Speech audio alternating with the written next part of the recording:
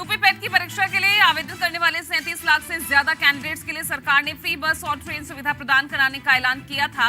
इसके बावजूद भी छात्रों की संख्या के हिसाब से सरकार के द्वारा की गई विद्यार्थियों के लिए व्यवस्था नाकाफी साबित हुई। आज भी चलाई जाएंगी विशेष ट्रेन।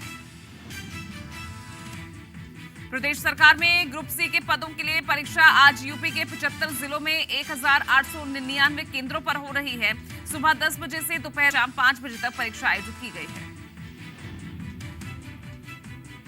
राहुल गांधी ने ट्वीट कर मोदी सरकार को घेरा, कहा प्रधानमंत्री आंखें मूंद कर बैठे हैं और नौजवान ठोकरें खाने पर मजबूर हैं। प्रियंका गांधी ने ट्वीट किया, यूपी पेट परीक्षा में भारी अव्यवस्था के चलते छात्र छात्राओं को हो रही परेशानी देखकर आपके रोंगटे खड़े हो जाएंगे, लेकिन भाजपा सरकार के कानों पर जूं तक नहीं रेंग रही। वरुण गांधी ने ट्वीट किया, यूपी बाढ़ की चपेट में है और 37 लाख से ज्यादा छात्र पेट की परीक्षा देने निकले हैं। प्रश्न पत्र हल करने से बड़ी चुनौती सेंटर तक पहुंचना है। सीएम योगी ने ट्वीट कर कांग्रेस पर निशाना साधा, समाज में अफवाह फैलाना, लोगों को गुमराह करना, अस्थिरता उत्पन्न करना कांग्रेस का राजनीतिक संस्कार है। ओडिशा सरकार ने सभी कॉन्ट्रैक्ट कर्मचारियों को रेगुलर किया। इस संबंध में आज जारी होगा नोटिफिकेशन। सीएम नवीन पटनायक ने अपने सोशल मीडिया हैंडल्स पर एक वीडियो पोस्ट कर लिखा, आज का दिन मेरे लिए सबसे खुशी का दिन है। प्रदेश में संविदा रोजगार व्यवस्था को हमेशा के लिए बंद करने का निर्णय लिया गया है। आज 75 डिजिटल बैंक यूनिट को राष्ट्र को समर्पित करेंगे प्रधानमंत्री मोदी। डिजिटल बैंक यूनिट से बैंकिंग सुविधा होगी आसान। देश में पहली बार हिंदी में होगी एमबीबीएस की पढ़ाई। देश में इसकी शुरुआत मध्य प्रदेश से हो रही है और इसके लिए 3 किताबें तैयार। आज गृह मंत्री अमित शाह इन किताबों का करेंगे विमोचन। एमपी के सीएम शिवराज सिंह चौहान ने भोपाल में भारत भवन में आयोजित हिंदी विमर्श कार्यक्रम को संबोधित किया और डॉक्टरों से हिंदी में दवा लिखने की अपील की। गृहमंत्री अमित शाह ग्वालियर एयरपोर्ट के 446 करोड़ की लागत से बने नए टर्मिनल भवन और एयरपोर्ट के विस्तार कार्य का शुभारंभ करेंगे और नल जल योजना का लोकार्पण और शिलान्यास करेंगे। अरविंद केजरीवाल और भगवंत मान आज दोपहर 12 बजे गुजरात के भावनगर पहुंचेंगे और 2 बजे के करीब एक जनसभा को संबोधित करेंगे। हिमाचल प्रदेश में चुनाव को लेकर सोमवार को बीजेपी की बड़ी बैठक होगी। बैठक में गृह मंत्री अमित शाह, बीजेपी अध्यक्ष जेपी नड्डा और सीएम जयराम ठाकुर रहेंगे मौजूद। कांग्रेस की भारत जोड़ो यात्रा का आज 39वां दिन। आज बेल्लारी में भारत जोड़ो यात्रा में पूर्व मुख्यमंत्री कमलनाथ भी होंगे शामिल। आज दिल्ली में एमसीडी चुनाव से पहले बीजेपी पंच परमेश्वर बूथ सम्मेलन करेगी। रामलीला मैदान में आयोजित बूथ सम्मेलन में 1 लाख दिल्ली के कार्यकर्ता मौजूद रहेंगे। जम्मू कश्मीर के शोपियां जिले में शनिवार को आतंकियों ने एक बार फिर कश्मीरी पंडित को निशाना बनाया। आतंकियों ने कश्मीरी पंडित पूरन कृष्ण भट्ट की गोली मारकर हत्या कर दी। जम्मू में प्रदेश यूथ कांग्रेस आज दोपहर 12:30 बजे प्रदर्शन करेगी। साथ ही कश्मीरी पंडित विस्थापित भी सरकार के खिलाफ प्रदर्शन करेंगे। गाजियाबाद में पिटबुल और रॉटविलर सहित 3 डॉग्स की ब्रीड पर बैन लगाया गया है। गाजियाबाद में हाल ही में कुत्तों के हमले की कई घटनाएं सामने आ चुकी हैं। ग्लोबल हंगर इंडेक्स 2022 को लेकर 121 देशों की रैंकिंग लिस्ट जारी की गई है, जिसमें भारत 107 नंबर पे है। टी20 वर्ल्ड कप आज से शुरू हो रहा है। पहली बार ये टूर्नामेंट ऑस्ट्रेलिया में हो रहा है। टी20 वर्ल्ड कप 3 चरणों में होगा। ऑस्ट्रेलिया के 7 मैदानों में 16 अक्टूबर से 13 नवंबर तक 16 टीमों के बीच कुल 45 मुकाबले खेले जाएंगे। आज दिल्ली में वेदांता हाफ मैराथन दौड़ आयोजित की जाएगी। ट्रैफिक पुलिस ने हाफ मैराथन दौड़ को देखते हुए साउथ दिल्ली और नई दिल्ली में सुबह 5 से 10 बजे तक न आने की सलाह दी। आज स्वर्गीय मुलायम सिंह यादव की अस्थियां लेकर परिजन हरिद्वार के लिए रवाना होंगे और सोमवार को गंगा नदी में उनकी अस्थियां प्रवाहित की जाएंगी। मुख्यमंत्री योगी आदित्यनाथ आज एटा जिले के दौरे पर रहेंगे और शाम को लखनऊ में कानून व्यवस्था को लेकर बैठक करेंगे।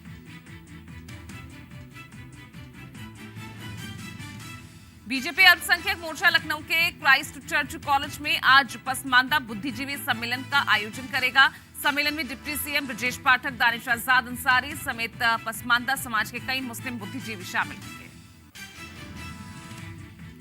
कांग्रेस अध्यक्ष बृजलाल खाबरी ने पसमानदा मुसलमान सम्मेलन को लेकर कहा कि आजादी के बाद कभी मुसलमान भाजपा के साथ नहीं रहा। यूपी बीजेपी के अल्पसंख्यक मोर्चा अध्यक्ष बासित अली ने कहा कि बड़ा सम्मेलन है जिसमें हजारों की तादाद में मुसलमान शामिल होंगे।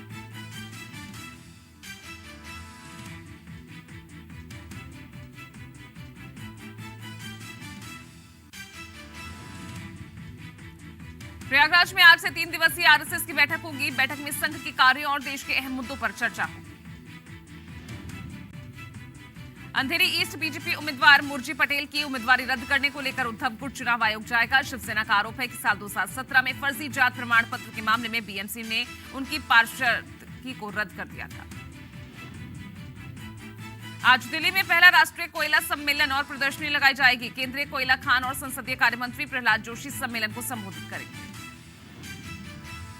पश्चिम बंगाल में पंचायत चुनाव की तैयारियों को लेकर बीजेपी की बैठक आज। चुनाव की रणनीति तैयार करने के लिए 16 और 17 अक्टूबर को पार्टी कार्यालय में होगी बैठक। महाराष्ट्र में आज 18 जिलों के 82 तालुका की 1165 ग्राम पंचायतों की चुनाव के लिए वोटिंग है। वोटिंग सुबह 7:30 बजे से शाम 5:30 बजे तक होगी। आज ठाणे में अखिल भारतीय बंजारा सेवा संघ सीएम शिंदे का अभिनंदन करेगा। इस दौरान सीएम और डिप्टी सीएम फडणवीस एक अत्याधुनिक एम्बुलेंस का उद्घाटन करेंगे। बागपत के ट्योणी गांव में प्रशासनिक अधिकारियों ने 5 अलग अलग भट्टियों पर छापा मारा और लगभग 500 किलो मिलावटी मावे और 300 किलो दूध को नष्ट किया। कानपुर में एसटीएफ ने बड़ी कार्रवाई करते हुए सॉल्वर गैंग का पर्दाफाश किया है और राहुल मेमोरियल इंटर कॉलेज में परीक्षा दे रहे सॉल्वर और मूल परीक्षार्थी दोनों को गिरफ्तार कर लिया। यूपी के अलीगढ़ में पेट्रोल से भरा टैंकर पलट गया। टैंकर में 24,000 लीटर पेट्रोल भरा था। टैंकर मथुरा रिफाइनरी से मुरादाबाद के लिए निकला था। तमिलनाडु की मदुरई में एक पेंट गोदाम में आग लग गई। आग बुझाने में स्थानीय लोगों के साथ साथ दमकल कर्मियों को कड़ी मशक्कत करनी पड़ी। यूपी के बरेली से देवरनिया में तैनात दरोगा सूरजपाल का वीडियो वायरल हो रहा है। नशे में नजर आ रहे हैं दरोगा पर। वीडियो में एक युवक दरोगा पर जबरन शराब पिलाकर और 50,000 रुपए मांगने का आरोप लगा रहा है। चीन के राष्ट्रपति जिनपिंग के संभावित तीसरे कार्यकाल के लिए सीपीसी अपनी 20वीं कांग्रेस का आज से आयोजन करने जा रही है। माना जा रहा है कि इस दौरान जिनपिंग का समर्थन करने के लिए मंत्रिपरिषद का गठन किया जाएगा। अमूल के बाद मदर डेयरी ने दिल्ली एनसीआर में फुल क्रीम दूध और गाय के दूध की कीमतों में इजाफा कर दिया है। मदर डेयरी ने 2 रुपए प्रति लीटर की बढ़ोतरी की। कुशीनगर में बीजेपी सांसद रवि किशन दंगल प्रतियोगिता में पहुंचे। इस दौरान रवि किशन ने कन्नौज के सांसद और कुशीनगर के विधायक को दंगल के लिए ललकार दिया। पश्चिम बंगाल के बीरभूम जिले में हावड़ा से मालदा जा रही ट्रेन में एक यात्री ने दूसरे यात्री को चलती ट्रेन से फेंक दिया। घटना का वीडियो ट्रेन में एक सवार एक यात्री ने अपने मोबाइल से बनाया। नोएडा में जीआईपी मॉल के सामने पेट्रोल पंप में अचानक आग लग गई। कर्मचारियों की सूझबूझ से आग पर समय पर काबू पा लिया गया। बिहार के पटना जिले में आईटी ने बिल्डर गब्बू सिंह के कई ठिकानों पर छापेमारी की। आयकर विभाग के सूत्रों से मिली बड़ी खबर के मुताबिक गब्बू सिंह बिहार के कई वरिष्ठ आईएएस और आईपीएस अधिकारियों के काले धन को सालों से इन्वेस्ट करता आ रहा था। यूपी के हापुड़ में गांव में गन्ने के खेत में अजगर का जोड़ा मिलने से हड़कंप मच गया, जिसके बाद वन विभाग को सूचना दी गई। कर्नाटक के बेल्लारी में राहुल गांधी की जनसभा। कहा, हिंसा की विचारधारा देश को कमजोर कर रही है। बीजेपी आरएसएस की विचारधारा नफरत की, रोजगार और महंगाई पर, जनता कांग्रेस के साथ। केंद्रीय गृह मंत्री अमित शाह ने हिमाचल के सिरमौर में भरी हुंकार। शाह ने कहा, अब लोकतंत्र का समय है। शाह बोले, दिन लद गए हैं हरी टोपी और लाल टोपी के। पीएम मोदी वीडियो कॉन्फ्रेंसिंग के जरिए राज्य के कानून मंत्रियों को संबोधित करते नजर आए। कानून मंत्रियों के सम्मेलन में पीएम मोदी ने कहा, स्वस्थ समाज के लिए मजबूत न्याय व्यवस्था जरूरी। पीएम ने कहा, न्यायपालिका पर लोगों का भरोसा बढ़ना जरूरी है। सरकार ने कई कानूनों को सख्त किया है। बाहुबली नेता अतीक अहमद पर यूपी सरकार लगातार शिकंजा कसती जा रही है। प्रयागराज की धूमनगंज पुलिस ने अतीक अहमद की अवैध संपत्ति को सील किया। लखनऊ के गोमती नगर विजयखंड में अतीक की अवैध संपत्ति को सील करने से पहले पुलिस ने मुनादी की प्रक्रिया को पूरा किया। बिहार के सीएम नीतीश ने साधा पीएम मोदी पर निशाना। कहा कि लालू को फंसाया गया है। नीतीश ने कहा कि लालू प्रसाद यादव पर झूठे मुकदमे दर्ज कर कार्रवाई की गई। नीतीश ने कहा, लालू को जबरन फंसाया गया है। लालू और हम एक साथ हुए तब भी केस हो रहा है। साथ ही नीतीश ने पीएम मोदी की कार्यप्रणाली पर भी जमकर वार किया। सीएम नीतीश कुमार का स्टीमर दुर्घटनाग्रस्त। पटना में गायघाट के पास सीएम का स्टीमर निर्माणाधीन ब्रिज के पिलर से जा टकराया। रोहतक की सुनारिया जेल से पैरोल मिलने के बाद गुरमीत राम रहीम रिहा। गुरमीत राम रहीम का पहला वीडियो सामने आया। डेरा प्रमुख गुरमीत राम रहीम सिंह को मिली 40 दिन की पैरोल। पैरोल के बाद बागपत के तेरावास आश्रम पहुंचे गुरमीत सिंह राम रहीम। हाल ही में गुरमीत राम रहीम को मिली थी 1 महीने की पैरोल। साध्वी यौन शोषण मामले में सजा काट रहे हैं गुरमीत राम रहीम। जम्मू कश्मीर में एक बड़ी आतंकी साजिश नाकाम। सुरक्षा बलों ने बांदीपुरा रोड के पास एक आईईडी बरामद किया। बम निरोधक दस्ते ने आईईडी को डिफ्यूज किया। सुरक्षा बलों को निशाना बनाने के लिए आतंकियों ने आईईडी को पुल के नीचे प्लांट किया। बांदीपुरा में 16 किलो आईईडी 2 गैस सिलेंडर के साथ फिट मिले। गोवा के दूध सागर वाटरफॉल में केबल से बना पुल टूटा। रेस्क्यू अभियान चलाकर 40 से ज्यादा पर्यटकों को बचाया गया। अधिकारियों के मुताबिक भारी बारिश के चलते वाटरफॉल में जलस्तर काफी बढ़ गया था, जिसके चलते यह हादसा हुआ। कासगंज के सोरो में मामूली बात को लेकर 2 समुदायों में मारपीट हुई। भीड़ ने दुकानों में जमकर तोड़फोड़ की। समुदाय विशेष के लोगों पर बाइक से गंदे पानी की छींटे पड़ने पर विवाद हुआ, जिसके बाद मंदिर में पूजा करने जा रहे युवक के साथ मारपीट हुई। महाराष्ट्र के ठाणे में एक ऑटो रिक्शा ड्राइवर ने युवती के साथ की बदसलूकी। बीच सड़क पर वाहन के साथ घसीटा। दिल्ली में जर्मन दूतावास ने साइकिलिंग फॉर फ्यूचर कार्यक्रम का आयोजन किया। लोगों को जलवायु परिवर्तन के बारे में जागरूक किया जा रहा है। अमेरिकी राष्ट्रपति जो बाइडेन ने लगाई पाकिस्तान को बड़ी फटकार। कहा, दुनिया का सबसे खतरनाक देश है पाकिस्तान। डेमोक्रेटिक कांग्रेस की अभियान समिति के स्वागत समारोह के दौरान बोले बाइडेन। कहा, पाकिस्तान दुनिया के सबसे खतरनाक देशों में से एक है। बाइडेन के बयान पर पाकिस्तान के फवाद चौधरी का पलटवार। कहा, घटती लोकप्रियता की वजह से बाइडेन ने यह बयान दिया। तुर्की के कोयला खदान में विस्फोट धमाके में 14 की मौत, 28 मजदूर घायल। अधिकारियों ने कहा, विस्फोट के समय खदान के अंदर करीब 110 लोग मौजूद थे। ज्यादातर लोगों को बाहर निकाला गया है।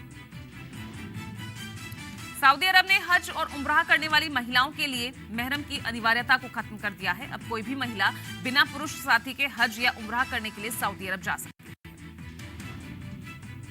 ब्रिटेन के पीएम लिज ट्रस आज इकोनॉमिक पैकेज का ऐलान उन्होंने किया। लिज ने वित्त मंत्री क्वासी क्वार्टेंग को बर्खास्त कर जेरेमी हंट को नया वित्त मंत्री बनाया है। ब्रिटेन में मात्र 2000 रुपए में 28 करोड़ का आलिशान मकान जीतने वाले उत्तम परमार अब घर बेचना चाह रहे हैं। उत्तम ने 28 करोड़ का घर 9 करोड़ के फायदे पर 37 करोड़ में बेचने का फैसला लिया है। आईएमएफ की बैठक में वित्त मंत्री निर्मला सीतारमण ने हिस्सा लिया। कहा, बुरे समय में भारत का प्रदर्शन बेहतर। भारत की बढ़ती अर्थव्यवस्था के बीच आयात निर्यात में बढ़ोतरी पिछले साल के मुकाबले 4.82% से 35.45 बिलियन डॉलर हो गया। 2023 में सलमान की 3 नई बड़ी फिल्में रिलीज होंगी। सर्कस, किसी का भाई, किसी की जान और टाइगर 3 से सिल्वर स्क्रीन पर बिखेरेंगे जलवे। अजय देवगन की फिल्म दृश्यम 2 के दूसरे पोस्टर ने फैंस का बढ़ाया सस्पेंस। 18 नवंबर को रिलीज होगी फिल्म।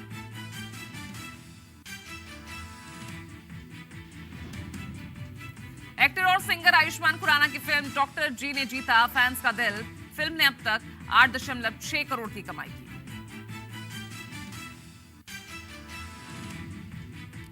आयुष्मान खुराना की एक और नई फिल्म एन एक्शन हीरो देगी बॉलीवुड में दस्तक। फिल्म 2 दिसंबर को रिलीज होगी। केजीएफ मेकर्स की नई फिल्म कांतारा ने बॉक्स ऑफिस पर धमाल मचाया। कांतारा का वर्ल्ड वाइड कलेक्शन पहुंचा 100 करोड़ के पार। एक्ट्रेस और मॉडल मानुषी चिल्लर अब बॉलीवुड में बिखेरेंगे अपने जलवे। एक्टर अब्राहम के साथ फिल्म तेहरान में नजर आएंगी मानुषी। फिल्म पोन्नियन सेल्वन 1 का बॉक्स ऑफिस पर जलवा बरकरार रहा। शनिवार को फिल्म ने किया 6.10 करोड़ का कलेक्शन। जानवी कपूर का नया लुक वायरल हुआ। लाल साड़ी में पोज देकर एक्ट्रेस ने जीता फैंस का दिल। एक्ट्रेस रकुल प्रीत ने अपने नए लुक पर सोशल मीडिया पर बिखेरे जलवे। फ्लोरल प्रिंट टॉप और जीन्स पहनकर एक्ट्रेस ने दिए पोज। फ्लोरल ड्रेस में एक्ट्रेस रिया चक्रवर्ती का किलर अंदाज सामने आया। फोटोशूट में रिया ने पोज देकर फैंस को बनाया दीवाना। लगातार विवादों के बीच खिली फिल्म थैंक गॉड का दूसरा ट्रेलर भी रिलीज हुआ। धोती कुर्ता पहनकर चित्रगुप्त के किरदार में नजर आए अभिनेता अजय देवगन।